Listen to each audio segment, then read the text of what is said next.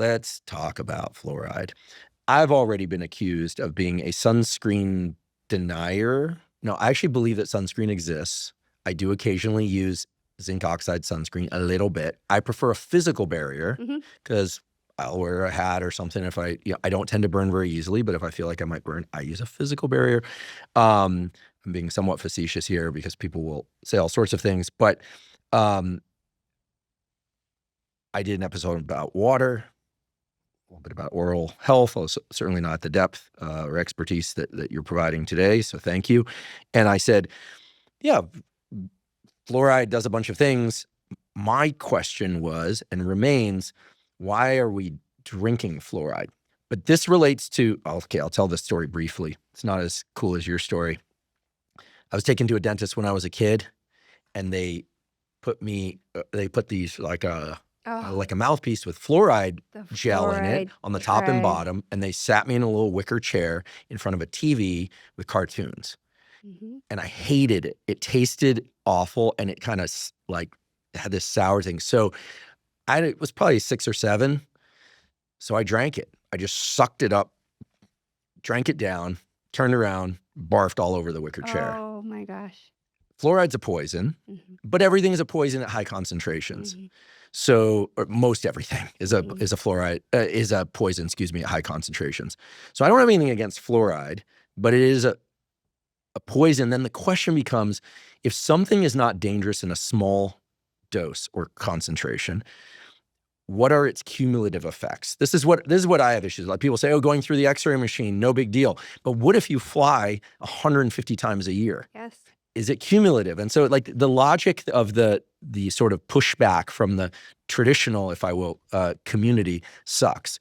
Like they're just not logical. These are my colleagues sometimes too, right? Just you go to the dentist to get an X-ray, they're like running behind the next wall, put you in a lead shield, wall. And then they're like, oh no, it's no big deal. Yeah. Well, how many? Maybe how many times a year can you do this before it becomes a deal? Sure. So my question is, what is the rationale for putting fluoride in water, in drinking water, given that the contact time in the mouth is so short? And then what's the cumulative effect of bringing fluoride into the gut over and over? And then earlier you said something, and I've never thought about this. The bones contain hydroxyapatite, 60%, I think you said. 60% of your bone minerals are made from hydroxyapatite. Fluoride infiltrates the minerals of the teeth and replaces it. So is fluoride going into our bones? Skeletal fluorosis. Okay, so I'm not trying to paint a scary picture here, but frankly, and people can probably tell, my blood pressure goes up a little bit when people say, oh, you're anti-fluoride. I'm not anti-fluoride, but I just don't get the logic. It doesn't make sense. You're thinking critically about it. Like, why would I continually bombard my system with fluoride at the level of the gut, at the level of my bones? If it's good for me, tell me it's good for me. But they're saying, oh, it's so that poor populations don't have decaying teeth. Sounds like a good argument, not even counter-arguing it. But I can't piece together the logic. And like most public health arguments, I feel like neither side is explicitly clear about what exactly they're arguing about. And that's part of why I have this podcast, to try and get clarity on things. I'll do my best. Yeah, and please don't worry that you're going to offend anyone, because I'll offend everybody. And they've already said everything they possibly could, and they'll say more. So I'm not afraid to open up these topics anymore. Well, I appreciate that. Yeah. And I'll take the heat. I will get it too. Don't worry. I have thick skin at this point. But you have great teeth, and they don't. So. And I haven't had a cavity for multiple decades and haven't used fluoride. And Portland isn't fluoridated. Portland is not fluoridated? It is not. So let's talk about that. So, fun story.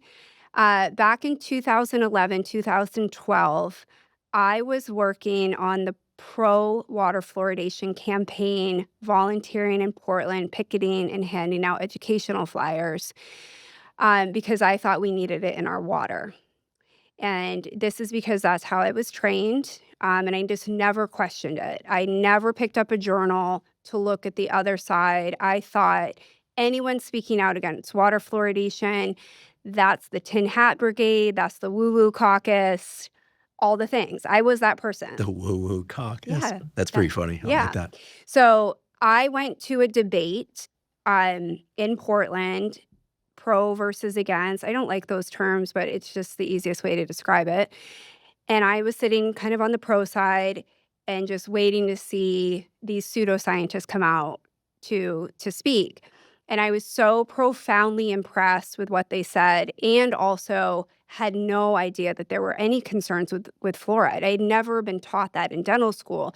The endocrine disruption, the neurotoxicity, the skeletal fluorosis. I knew about dental fluorosis, but I, at that point, was of the mindset, well, it's just aesthetic, but your teeth are stronger. And the microbiome issues too.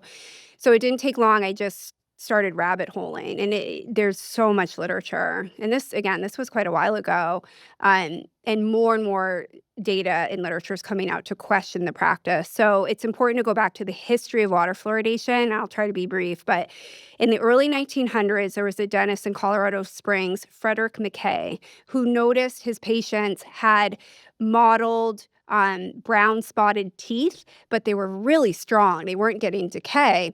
And so this kind of spread, and they started kind of trying to understand the why. And they realized there was a really high concentration of fluoride in the natural water supply that this community was drinking. And this just kind of spread like wildfire with very little evidence-based medicine to back it, because this was in the early 1900s. Now it was like the 1930s. So no long-term safety studies or efficacy studies, and it was put in as an experiment in Grand Rapids, Michigan in the mid-40s. After about a decade or so, they noticed that cavity rates were going down. And so based on this observation, it just went like wildfire throughout the United States. And I believe about 80% of the United States is fluoridated. So the pro advocates, if you will say it's the greatest public health movement of the century because decay was such an issue. It's important to know dental decay is the top chronic disease globally in children and adults. It's almost entirely preventable. I think we've just normalized it. You just get cavities, but I'd like to point out we're one of the only species to get dental decay. Wild animals don't get decay. Our domesticated animals do because of what we're feeding them, the kibble, processed animal food. So here we are. So it's been controversial from the beginning. Epidemiologists, endocrinologists, neuroscientists have always challenged it, saying this is a bad idea. It's a highly reactive element. The fluoride ion can interfere with iodine uptake and, again, skeletal fluorosis, neurotoxicity, etc. So about 7 years ago, there's a federal trial in Northern California, but it was federal, the People versus the EPA. It was a TSCA trial. And this has been ongoing for the past 7 years. And basically, they were saying, where is your safety data, EPA, on the long-term effects of water fluoridation? So the idea was that if we put it in the water, it's not a very efficient way to get fluoride to people, but eventually will make itself into the saliva and have a topical effect coming out through the saliva.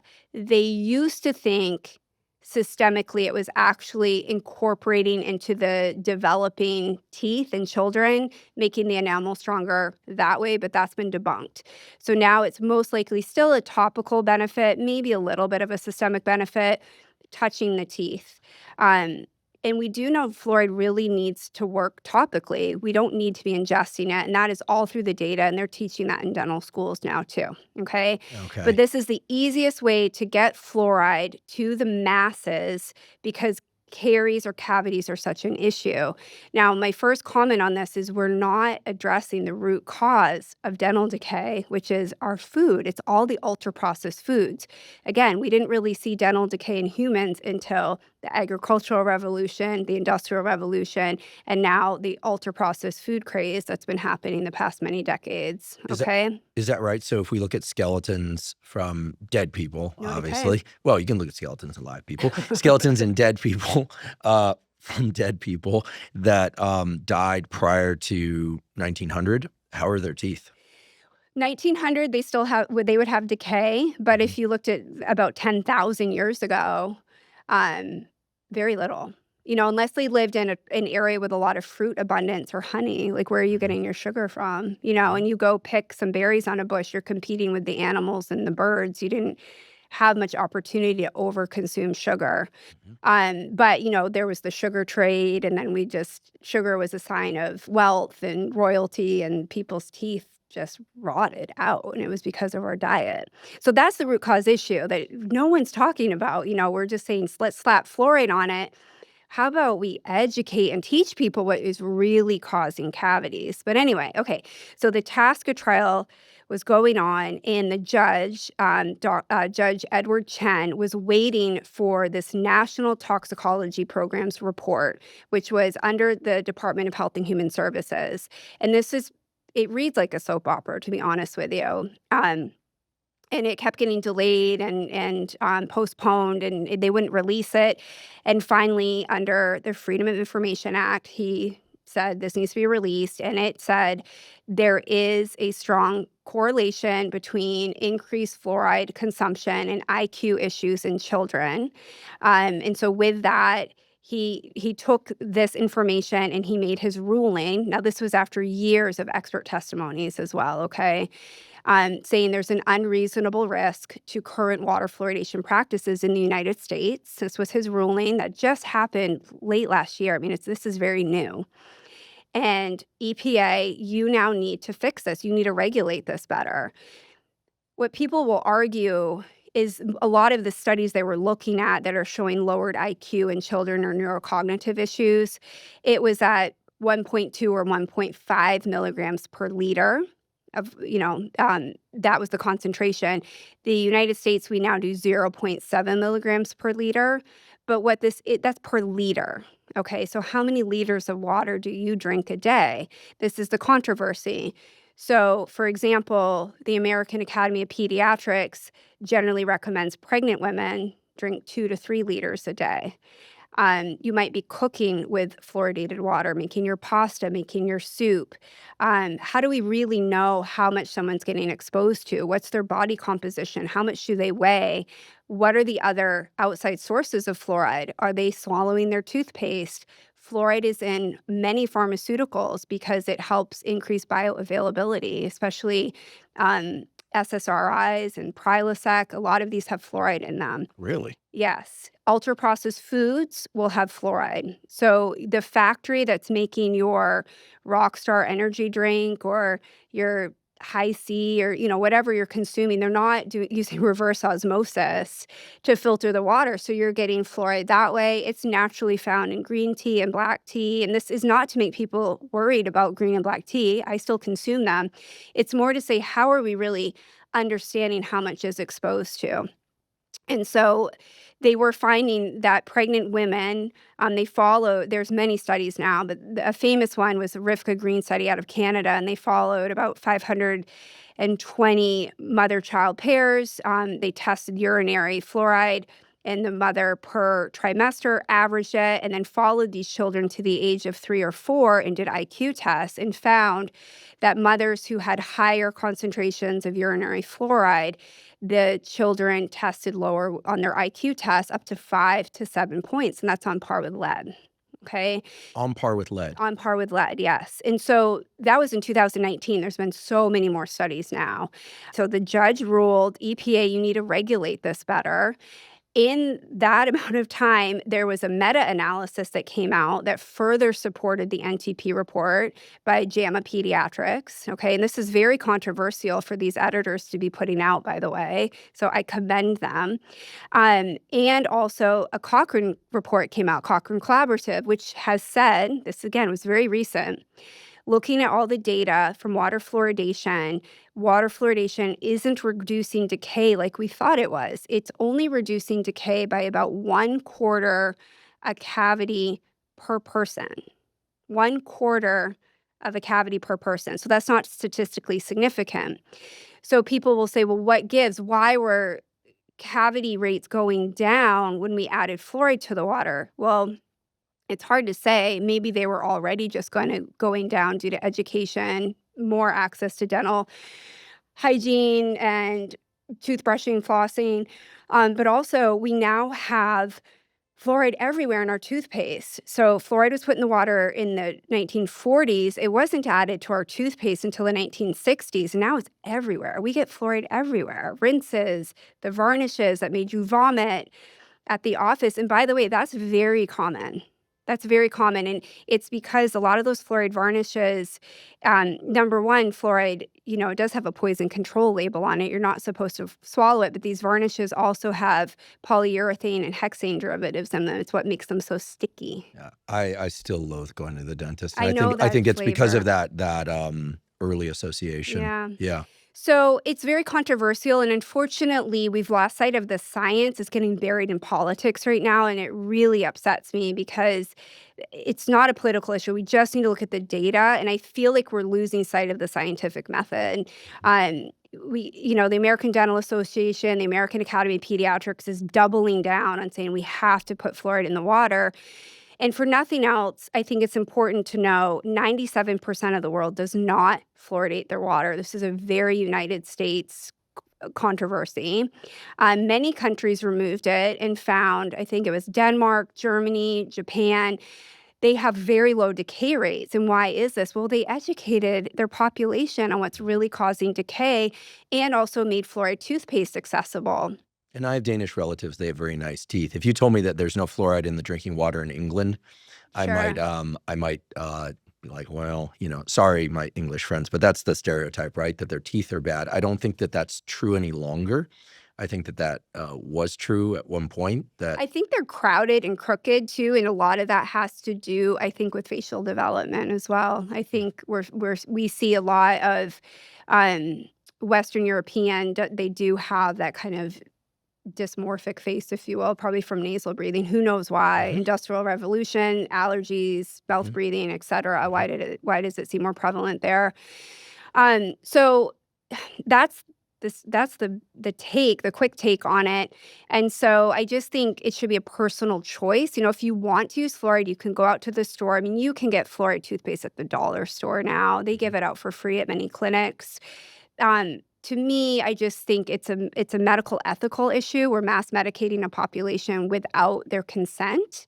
Mhm. And then the even bigger issue for me is no one's talking about this, nor can I find any literature on it. What is it doing to the gut microbiome? Mhm. Because it is an antimicrobial. So that would be a wonderful study, NIH, if you're listening. Can we test people that live in fluoridated areas versus those that don't? Can we follow them? Maybe it's a prospective cohort study to just see how their microbiomes are different. Because it just doesn't make sense to me. And why would we ingest something systemically with all these potential risks when we could just use it topically or actually talk about what's really causing decay? If fluoridation worked, cavities wouldn't be the top disease in our country, in our children.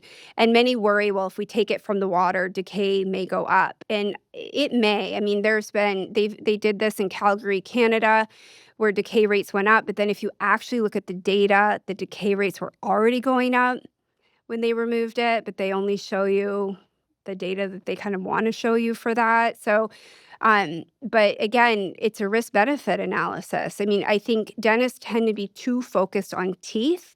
And so you mentioned, like, if they say it's good for me, I'll do it. Well, good for what? Good for your teeth or good for your whole body or good for your brain? And I think that should be an individual choice. As a parent, do I want to choose 1/4 less cavity in my child, or do I want to preserve their optimal brain development? I mean, the data that show deficits on par with what one sees with lead exposure, that's the most striking Yeah. thing to me. Yeah, and I'm a dentist. I was trained to fix teeth. I can fix a 1/4 cavity in a tooth. I can't fix a developing brain. We have one shot to develop a brain. We have one shot to grow a face. It's really important. I really appreciate you taking us through the full arc of the history of it. I think it's extremely important that people take that in so they can start to form their own opinions. And you pointed out a number of logical flaws in just the way the whole system is arranged right now, which is this mass uh, treatment of everybody with a potent chemical especially given the amount of water that people drink and cook Yeah. with, et cetera, without their consent. And And without a risk assessment. So your low decay rate, I might be a really high decay rate. You don't need anything extra. Your diet, your balance, your microbiome's great. I'm not eating well, my hygiene's terrible. We can't just blanketly be treating everyone the same. We're supposed to be doing risk assessments. okay, so I think that pretty much puts fluoride in a not in a box, let's say on the shelf for all of us to look at. I think this is going to be a very important aspect of public health in the year to 3 years to come, with this new administration and Bobby Kennedy paying a lot of attention to fluoride. And I really like what you said about trying to remove the political aspects of this. If this becomes a blue versus red, left versus right thing, we're never going to get to the heart of the matter. Um, Yeah. and that would be really sad. And the ones that would really suffer would be kids. Kids, the children, yeah. So a nonpartisan look at this, which is how I heard everything that you said, just seems really critical. Uh, where are they getting the fluoride? So water fluoridation, the fluoride that they get is a byproduct of the phosphate fertilizer industry, and it's called hydrofluorosilicic acid. So, as a byproduct of the phosphate fertilizer industry, it's considered a hazardous waste, and it's very expensive to dispose of. But they have found that Right. if diluted in theory and it's an acid, first of all. So if it's put into our water system, it is so diluted that it becomes safe. But I will say everyone can go research this and look at themselves, but it does come in like cement bags with skull and crossbones on the front, and they do have to wear hazmat suits to put it into our water. They're supposed to titrate it, and I think what's interesting, we're supposed to target 0.7 milligrams per liter. I've been involved in some educational campaigns and have tested communities surrounding Portland. It's very hard to keep it in range, and so there are some communities testing as high we've seen as 2.2 milligrams per liter, which definitely falls into, based on the science and literature, a more concerning zone for neurocognitive issues and other health issues. So, if you're concerned, you can call your local water bureau, municipality.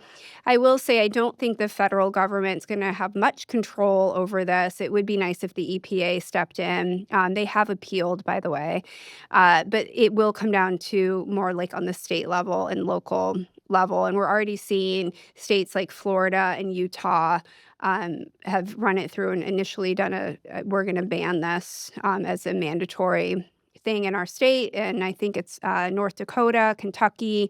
There's other states picking this up too, and other communities that are removing it or not adding it to their water. So it's an interesting time to observe all of this.